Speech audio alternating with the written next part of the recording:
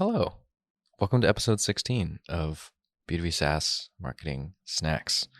This one is not so snack sized. It's the longest episode we've ever had, but I think it's also the best. So definitely if you're into the 15-minute kind of thing, maybe do a 15-minute session and then listen to it again for 15 minutes for another session.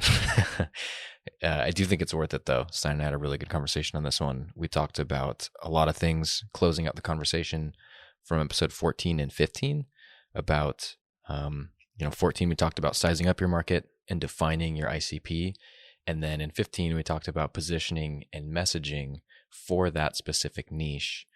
So this episode, we're talking about now that you have your kind of hypothesis in place, you have to put some skin in the game and go test your hypothesis. And so usually if, a lot of companies will, launch a product and verify their positioning and messaging with 100,000 in ad spend to, go test which ones are most effective. But if you don't have that same level of budget or the ability to go run those tests, you can run go-to-market experiments using ABM, and which is account-based marketing or outbound email, outbound LinkedIn messaging. So yeah, that is the crux of the content today. And we went on a couple of tangents about chatbots and, making sure that when you start things like this, when you start go-to-market experiments and run outbound, any kind of marketing program, sticking with it, because a lot of companies shut them down too quickly before they see results. And what you don't see is after 3-4 quarters, these efforts compound. And so if you shut things down too quickly, you won't see those benefits. So yeah, that's what we talk about today. I think it's a really good one. Thanks for being patient for the last 2 months while we've been working hard on a lot of stuff in the background. Appreciate you. And let's jump into it.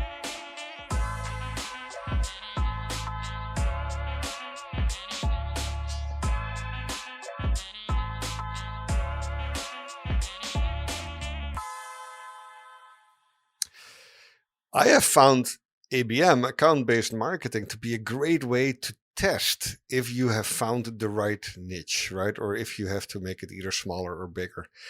What account-based marketing really is, it is the test to, do you actually understand the real definition of your ICP good enough to make it, to be able to execute against it, right? Are you now able to turn your relatively theoretical ICP, not completely theoretical, it's usually based on your existing customer base, right, where you found success. But are you able to turn that into something more programmatic, where you understand what the common attributes are, what do these customers typically look like, and how do you find more, where do you find more?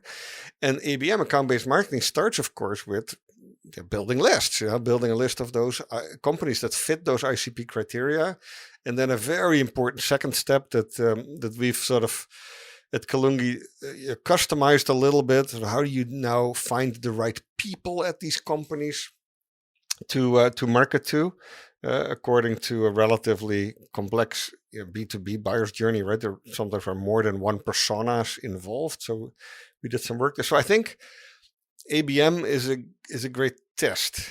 When you think of the next test you do with ABM, so first is the ICP, useful, usable, and the next, of course, is the market that you now just defined as your ICP big enough. Because when you do that list building, you find out, hey, what are the companies or organizations that fit that ICP? How many people can we actually find in the right personas that are going to be worth reaching out to? Now you can also answer the question, what part of that market that you have defined, let's say out of the total addressable market, the market that you're playing in as a company, what part of the market is serviceable by you, right? That's really the question you answer when you define your ICP. You're saying, hey, if we think about our superpowers, our value proposition, this part of the market is what we like to service. That's the ICP. That total addressable market now becomes the total serviceable part of that addressable market, often called the SAM, serviceable addressable market.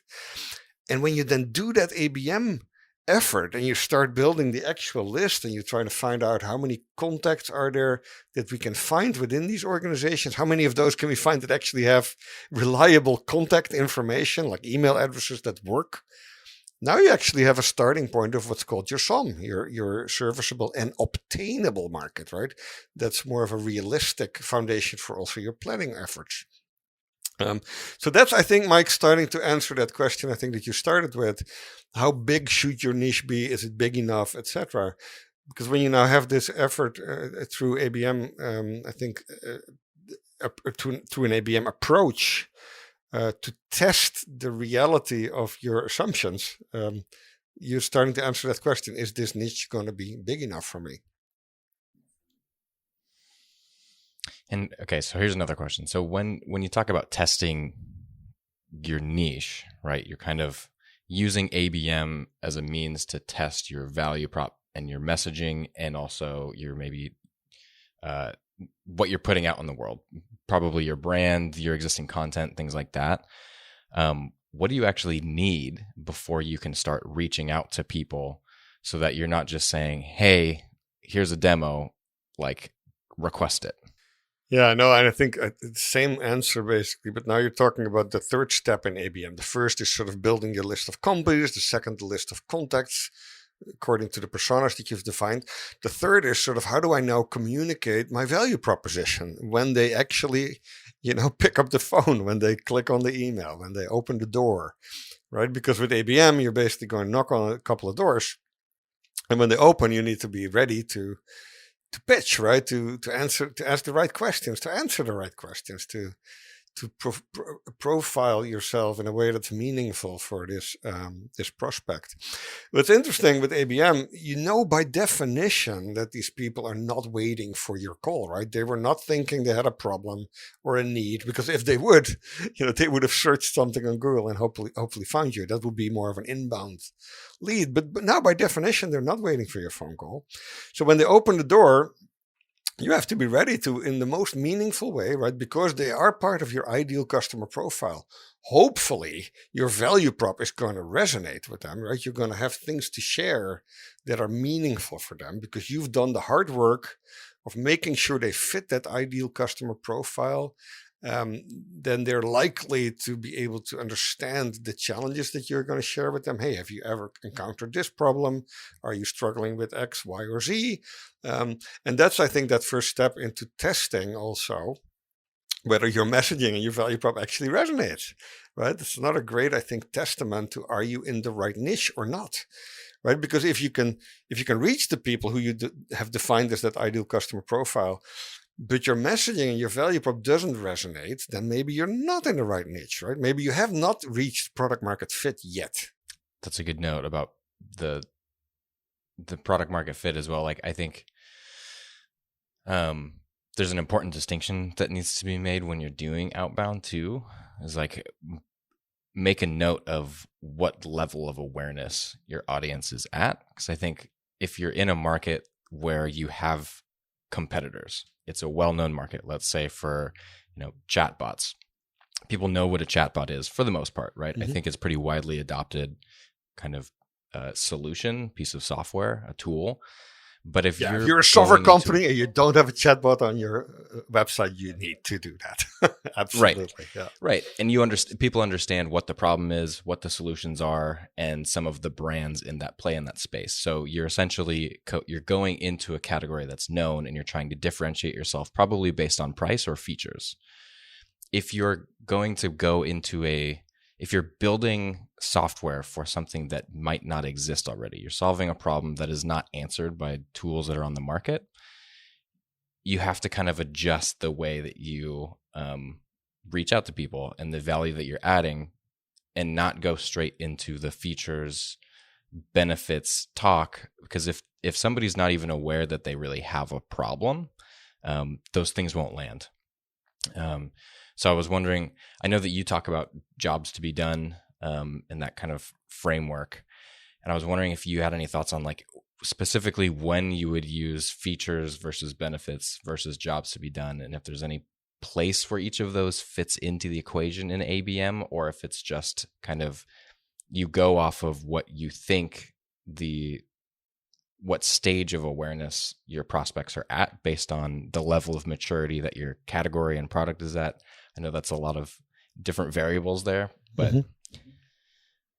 wondering if you had any thoughts there. Great point. And I like that you sort of mentioned the question, are you trying to play in an existing category that is already defined, or are you creating a new category? It's a very important difference, right? Differentiation. If you are in an existing category, and by the way, an easy way to find out is if you're a software company, B2B software company, if there's a Capterra category, or G2 Crowd or Software Advice, one of those websites that helps customers find, the various options, then the category is basically established, right? So, and playing in that field, which is not, by the way, I think what you would do when you would try to nail a niche, because now you're more, fighting for market share in an existing category.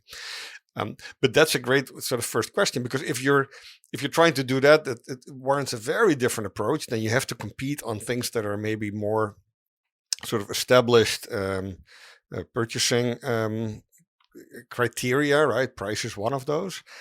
Features that you check, things like that. But ideally, when you're trying to nail a niche, you don't want to go there. So you want to check if that category is already well defined, well established. And then maybe you want to change that a little bit. You want to say, hey, but I'm not going to just play in that category that already is well defined. I'm going to either stake out a part of that market and make it more explicit about a very specific problem that only I can solve, right? And you're creating a niche maybe within an existing product category, or you're creating a new product category. And if you're doing that, then you're right, Mike, education and having your prospects that you're doing marketing to, ABM, for example, first sort of start that journey with you, as in they need to realize there is actually a problem. And, we like to say they have to answer the question, why should they change, right? Why should they come out of a natural state of inertia? That is really a different problem and would be a different type of messaging that you would deploy than when you're in an existing category where the question is deeper in the funnel. It's more, now you're in the consideration stage of the funnel and you have to answer the question, why you, right?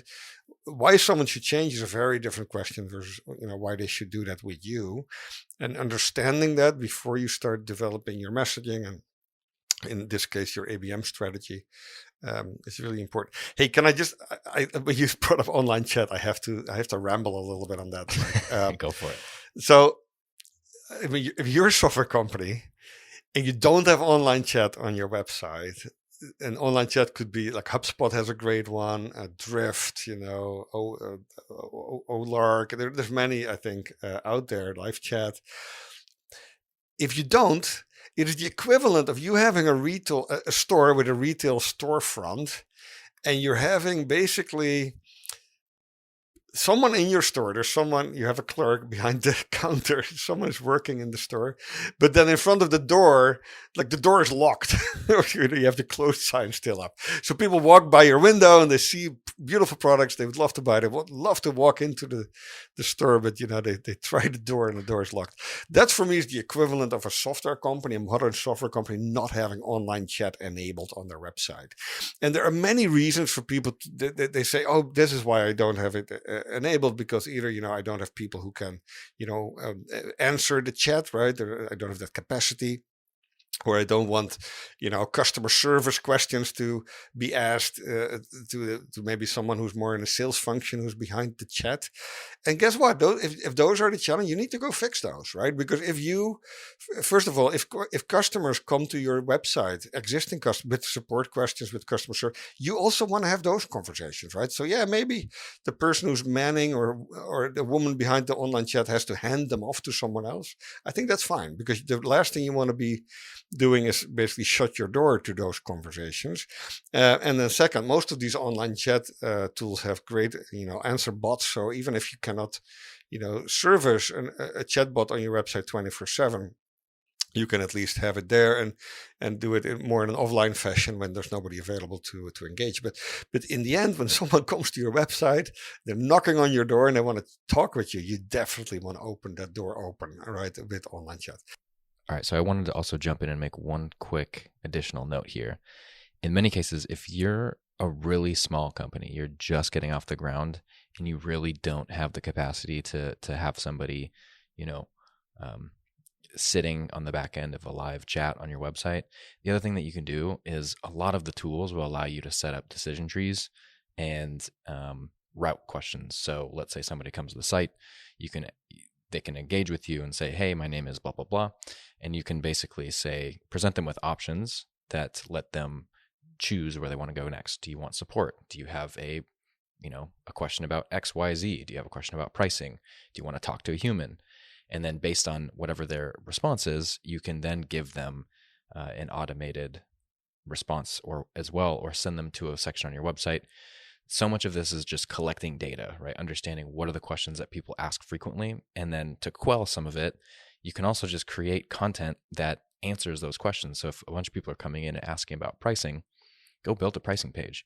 And even if you're not willing to share your pricing because you're a big, enterprise software product and so much of it has to be customized out, that's fine, but just set the expectation. Give them somewhere to go, or say, hey, we usually have these conversations in person.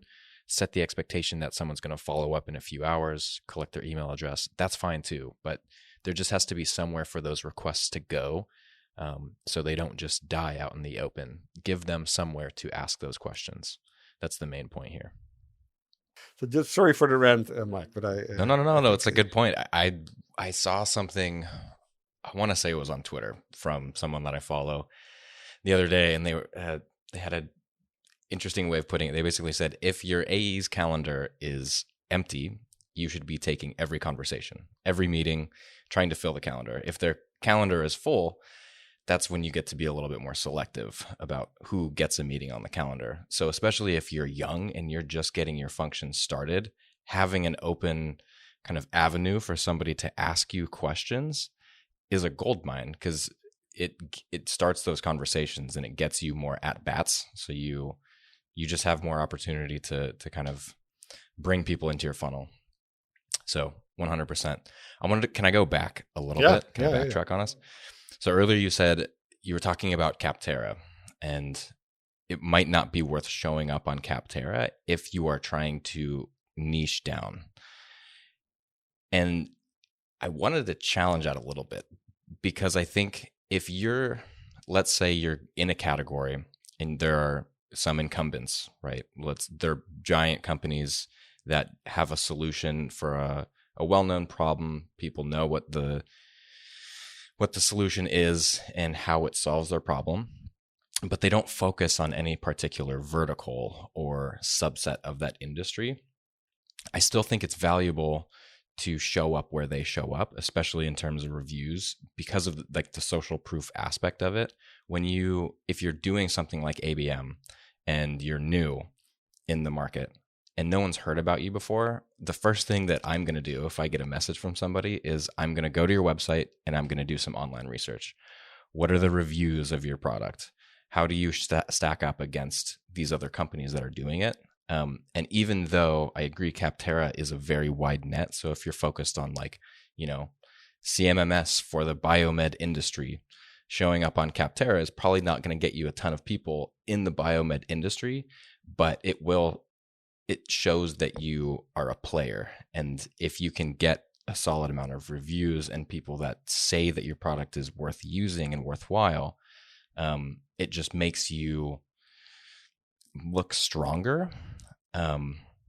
So I think showing up in the same places that your competitors show up is important, especially if you have to kind of prove yourself and you're getting started. So I just wanted to go back on that for a second. I think there is a distinction there. I agree it's not worth investing a ton of time in, but getting some kind of online presence up that's not just your website, where there's some kind of third-party validation for you, is super, super important if you're just getting started and trying to build a reputation.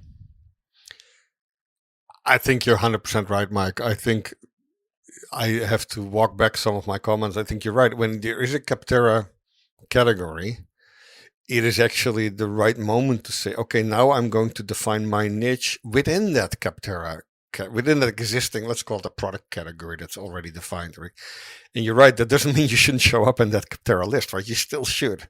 But now you show up there maybe with a very specific angle, right? Saying, hey, within sort of, let's say the category is online chat software for software companies. Then within that category, where you should show up between all the other options, you can stand out by saying we are the only ones who do this for companies who have to deal with highly, privacy sensitive information, right? Sure. Chat solution for, maybe companies that are in, providing medical solutions or employee software management software or something like that. And then you're sort of still staking out a niche within that established category, but you're making it really clear why you're different from a lot of the other options there. But you're right, you still should be in that category. Okay, moving on.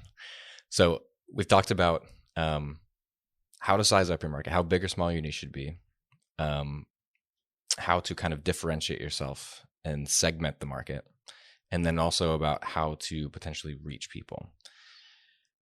How long, this is a question that we probably get asked whenever we talk about ABM, how long does it take to start seeing results? Is it realistic to, see that ramp very quickly, or what should people be expecting if you get, start standing up an ABM function? Yeah, now you're opening up really the Pandora box of ABM, of outbound in general, Mike. I think this is such an important topic. We see it all the time. We see CEOs, CMOs, owners of companies give up on outbound or ABM efforts too early. If you think of the time it takes for you to actually do the proper list building, verify the quality of that data, build the messaging, etc., then do the outreach, learn from that initial outreach, like do something with the data you get back, who's opening, who's clicking, etc., who's showing up for the meetings.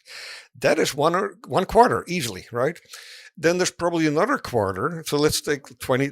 But can't you just buy a list? I mean, come on.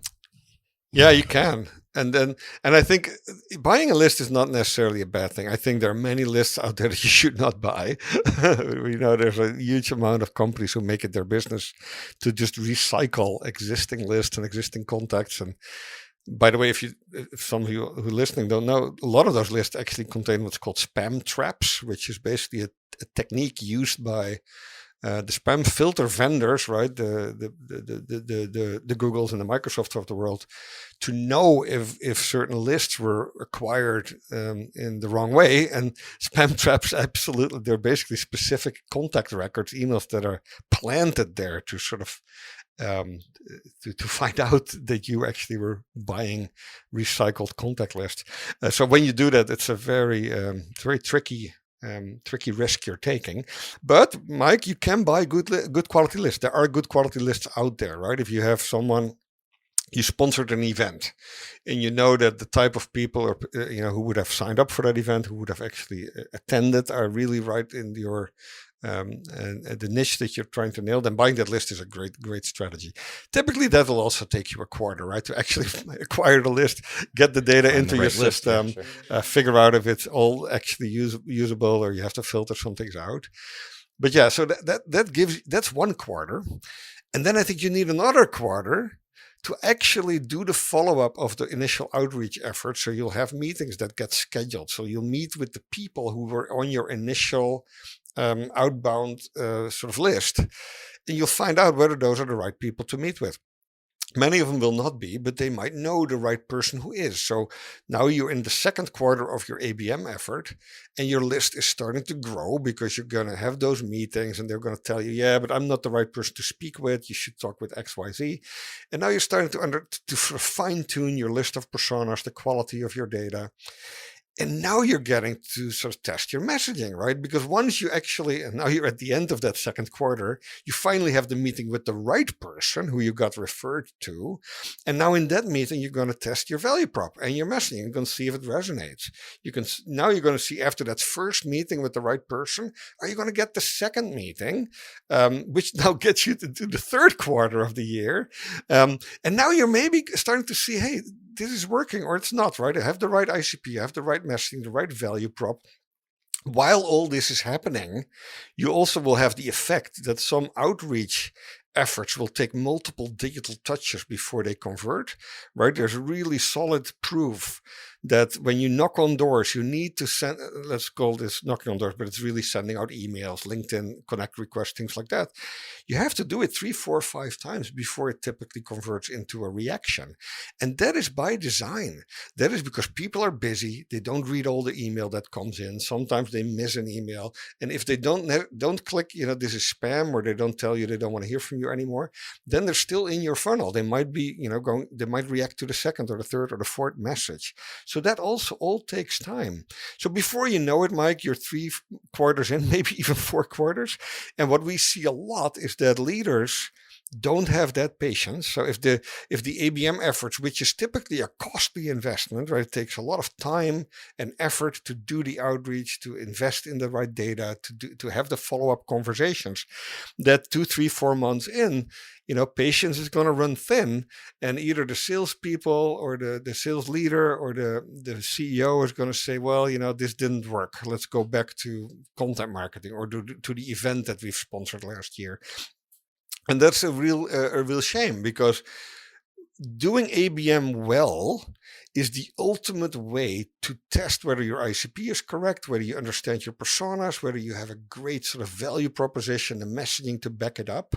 So even if it doesn't lead to a lot of MQLs within a couple of months, it will lead to a lot of new insights that will help you clean all that up. So that's sort of what I think, Mike, is important with ABM, that you stick with it long enough. Yeah, and I think also by design, even if you just get a fraction of the conversions that you would get from inbound, they're going to be so much higher quality, simply because you've already defined you've said these people we know are going to be a great fit. So anybody who converts here is like A+ lead, right? And you can't guarantee that same quality from an inbound perspective. It's much harder to fine tune from an inbound perspective. Yeah, and especially most of our listeners are part of B2B SaaS companies. And if you're in it for the lifetime value of a B2B SaaS customer, then that's worth it, right? It's worth finding the right customer who's going to stay with you for that 6, 7 years period with a low churn that really is, the value of your SaaS business. Instead of getting maybe people into the inbound funnel who might sign up relatively quickly because they found you and they're already aware they have a need. But they might also churn. They might not pay you what you want them to pay, right? You may have to discount those prospects. So what I love to be, we're in football season right now, Mike, and I had some conversations with people where we compared sticking with ABM for like 2, 3, ideally like 4 quarters of a year, to stick with the running game in a football game, right? For not just 1 quarter or 2 quarters, but the 3rd and the 4th quarter, because that's when the running game in a football game will start showing its results, right? The 1st quarter, you may not get a lot of yardage, even not in the 2nd, but you're pounding on that defense. You're finding the holes. And once you sort of start to wear down that defense, it's really going to pay off in the 3rd and the 4th quarter. And we think there's a lot of great analogy there with ABM. Because with account-based marketing, the 1st quarter, the 2nd quarter is all about, verifying your ICP, the personas, the quality of your lists, the messaging, the validity of your value proposition. And that's extremely valuable in itself, even if the leads only start flowing in the 3rd quarter. Yeah, and but also, I love this football analogy, as you can tell probably. Apologize for the non-sport fans out there. But when ABM gets sort of challenged in the 3rd, 4th month, and people say, it's not working, we're not going to get the leads. Now they go back to what I would call the Hail Mary strategy of let's just try something else and let's try 3 other things. And that's like in a football game. You give up on the running game because you're not breaking through yet in the 1st quarter or the 2nd quarter. And now you're just going to throw that ball around again, which means you're going to risk interceptions. You're not necessarily going to get a sort of sustainable, continuous effort that wears down your opponent, right? And the same a little bit when you stop at ABM. Now you're just going to do all these I think, guesses as to hey, let's try this channel. Let's do a little bit of paid search. Let's build a little bit of content. All these other marketing channels that might work, but they're far less predictable than ABM. Because with ABM, because you're so structured and focused on your ICP and testing your messaging, you can do A/B tests with every email you send out, with every conversation you have. It is a much better way when you're still building the foundation of your marketing to build on top of everything you learn and keep improving than trying to do these Hail Mary passes to all these other marketing tactics that are much harder to really test and evaluate in the same way as you can do with ABM. Sorry, I'm a little bit on the ABM horse today, Mike. But I think as people get ready for 2021, it's an important sort of strategic choice to make. Do you want to do some of this, to do ABM, and then are you ready to do it for the long haul? Because otherwise you might as well not.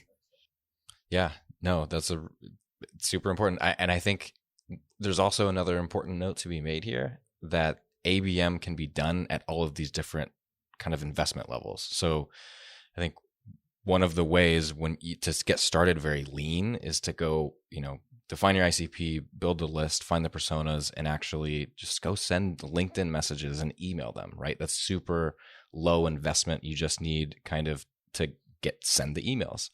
There's additional things on top of that you can do. You can start sending people things. You can get very targeted with like Sendoso. You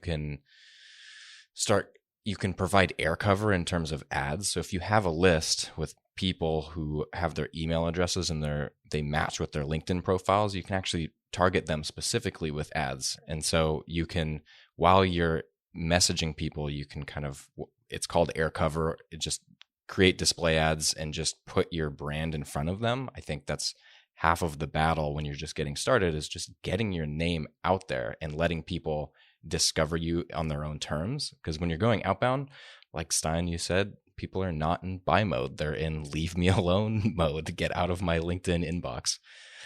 Unless they're searching. And you will find people who are ready to say, yeah, I'd love to have a conversation. But most of the time they will see your message, they will let it sit, but now you have a little kind of seed in their brain. So 7 months, 8 months, 9 months down the road, when they're actually thinking about that problem, when they know that it's there, they're going to think about you. And those are the investments that you're talking about right now, with like kind of pounding the ground game, that you don't like. That is value that has been created for you, but it just will not materialize for a while. And you have to be patient and kind of continue, like 8 months later, follow up, say, hey, just checking in. Wanted to, we had this cool report that we built, an industry report, thought you might get value from it. And hey, that person might be ready to have a conversation at that point. So I think it's all about the consistency. It's all about getting the name out there in the first place. Consistency and persistency. You're right. I think when you think of human psychology, you're building some kind of a depth in someone's mind if you keep making a real genuine effort to help them. And of course, this is tricky when you're doing unsolicited email or unsolicited phone calls or LinkedIn requests, because people will judge you based on the genuine intentions they think you have, right? If you send out messages that are really thoughtful and they seem to be really matching with what someone in that audience might be looking for, then I've seen it all the time. People will ignore you for a while. I had a lead a couple of days ago, Mike, that came in who said, yeah, you were spamming me last year on LinkedIn. But guess what? Right now I need you. And you're the first person I called because I remembered that what you send was actually what I need today, right? And I think that happens a lot. And unless, you're getting lazy and you don't put enough thought in the messages you send, and you don't have valuable content, you create great sort of blog articles, etc., that people can do to do their own sort of research. I think you should stick with it. The other thing, ABM doesn't, you touched on some things that are great, Mike. You can automate a lot. You can automate follow-up. You can do retargeting with ads in LinkedIn and things like that. But also think very small, right? If you're the CEO or the founder of a company, don't outsource this to your marketing team or your agency until you've done a couple things yourself. If you are the founder of a company, you should know what you think is the value prop for your audience, what that ideal customer profile looks like, right? And you should do some of your own sort of list building. Go on LinkedIn, etc. Go online and find 5 or 6 people, individuals, companies who you think really fit that ICP, and do your own one-on-one outreach, right? And test it and see if the value prop that you're sharing, the subject line in the email, the things you share in a LinkedIn, connect request, if they resonate with people, right? And that is sort of the first version of ABM, doing that yourself as the founder, as the CEO. And it takes time, it takes effort. It's not easy. But unless you're able to do that, unless you're able to articulate who your ideal customer profile is, where to find them, what your value prop is, then any other effort at scale, whether you spend money on an agency or you let your marketing team run with this, is not going to be as effective as when you initially, as the founder CEO, have verified that you understand some of these basic questions. And if you don't have great answers there, then ABM can help you, get some of those questions answered as well.